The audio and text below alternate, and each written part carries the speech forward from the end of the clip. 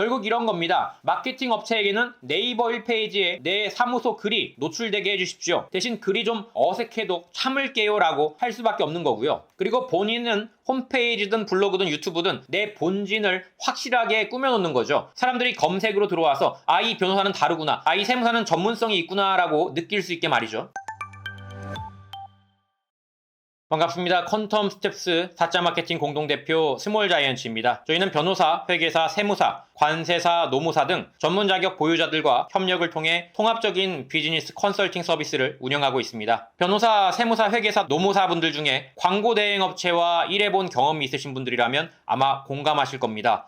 왜 이렇게 소통이 안 될까? 내가 원하는 게 이게 아닌데? 라는 답답한 말이죠. 오늘은 이 문제의 근본 원인과 해결책을 한번 제대로 짚어보겠습니다. 저 역시 전문 자격사이기 때문에 이걸 말할 수 있는 거죠. 브랜딩과 마케팅을 쉽게 설명해 드릴게요. 브랜딩은 내 집을 짓는 일이고, 마케팅은 그 집에 손님을 부르는 일입니다. 집을 제대로 지으려면 시간이 정말 오래 걸리잖아요. 기초공사부터 벽돌 하나하나 쌓고 지붕도 올리고 인테리어도 해야 하고요. 변호사, 세무사분들이 본인만의 전문성과 차별화 포인트를 만들어가는 게 바로 브랜딩이죠. 그런데 아무리 멋진 집을 지어도 아무도 모르면 소용없잖아요. 그래서 우리 집에 놀러오세요 라고 알리는 게 마케팅이에요. 네이버 블로그 상위 노출, 구글 광고, SNS 홍보 같은 것들 말이죠. 그런데 여기서 재밌는 현상이 하나 있습니다. 전문 자격사분들이 마케팅을 제대로 이해하지 못하니까 광고 대행 업체와 늘 갈등이 생긴다는 거죠. 광고 대행 업체의 입장에서는 명확합니다. 그들이 할 수 있는 건 노출입니다. 상위 노출이 제일 중요하고, 사실 브랜딩은 광고 대행 업체에서 할 일은 거의 아니거든요. 삼성이나 LG 같은 대기업의 경우에는 브랜딩 전략과 마케팅 채널 공략이 하나의 몸처럼 움직이죠. 하지만 우리는 대기업이 아니잖아요. 그래서 브랜딩과 마케팅 중에서 광고 대행 업체가 해줄 수 있는 것은 높은 노출률, 높은 도달률, 즉 많은 사람이 우리를 알게 하는 것에 한정되어 있습니다. 그렇다면 브랜딩이 좋지 않다면 결국 광고 대행 업체의 책임이 아닌 거죠. 그래서 브랜딩은 전문 자격사가 스스로 만들어야 합니다. 대부분 전문 자격사분들은 마케팅과 브랜딩의 개념을 모를 뿐더러 마케팅 대행 업체의 글이 자신의 브랜드와 맞지 않는다고 해서 타박을 하시거든요. 그런데 마케팅 업체 입장에서는 전문 자격사의 브랜딩을 하기가 어렵습니다. 너무 전문적인 영역이기도 하고, 실무를 해본 적이 없는 광고 대행사 직원들이 변호사나 세무사의 전문성을 제대로 표현할 리가 만무하니까요. 그래서 많은 정보와 특장점을 전문 자격사가 제공해주면 좋겠지만, 실제로는 광고 대행 업체한테 계약을 하고서는 알아서 다 해주십시오 라고 말만 하는 거죠. 거기에 대한 적극적인 개입이 없어요. 그리고 개입을 해도 글이 엉망이네요, 글이 이상해요, 전문성 없는데요 정도에서 끝나지, 자신이 브랜딩을 제대로 못했다는 점은 생각하지 못하는 거예요. 이 모든 문제를 해결하기 위한 명확한 결론을 말씀드리겠습니다. 첫 번째로 두 분야 모두 이해해야 합니다. 브랜딩과 마케팅 두 분야를 전문 자격사 대표가 이해하고 있어야 합니다. 모르면 소통이 안 됩니다. 광고 대행 업체가 뭘 할 수 있고 뭘 할 수가 없는지, 내가 뭘 해야 하고 뭘 맡겨야 하는지를 판단할 수가 없거든요. 두 번째, 브랜딩은 본인이 직접 해야 합니다. 브랜딩의 경우에는 마케팅 업체에서 실무를 해보지 못한 이상 세세하게 꾸밀 수가 없어서 수박 겉핥기 식이 됩니다. 따라서 브랜딩은 전문 자격사 본인이 제대로 인지하고 스스로 꾸준히 해나가야 합니다. 내 전문성, 내 경험, 내 철학을 가장 잘 아는 건 나 자신이니까요. 세 번째, 마케팅은 전문가에게 맡기되 지적질하지 말아야 합니다. 마케팅의 경우에는 상위 노출이 테크닉의 영역이고, 특히 네이버 블로그는 노직이라는 영역이 중요하기 때문에 마케팅 업체에 맡기되 그들이 만드는 콘텐츠에 대해서 지적질을 하지 마시길 바랍니다. 일단 상위 노출이 잘 된다면 내 채널로 유입을 시켜서 내 본진에서 브랜딩을 통해 의뢰인들이 수임을 맡길 수 있도록 해야 하는 거예요. 네 번째, 역할 분담을 명확히 해야 합니다. 즉 유입은 마케팅 업체에 맡기되 유입된 잠재 고객의 설득은 내 콘텐츠, 브랜딩으로 해야 한다는 겁니다. 마케팅 업체는 사람을 데려오는 역할, 당신은 그 사람을 설득하는 역할, 이렇게 역할을 나누면 갈등이 줄어듭니다. 다섯 번째, 에너지를 집중할 곳을 정하라. 그래서 마케팅 기법에 대한 이해는 적당히 하되 그것을 연구할 필요까지는 없습니다. 어차피 전문 자격사가 깊이 들어갈 수 있는 영역이 아닙니다. 대신 내 브랜드를 공고하게 가져가야 하고, 그걸 사자 마케팅에서 알려드리고 있습니다. 결국 이런 겁니다. 마케팅 업체에게는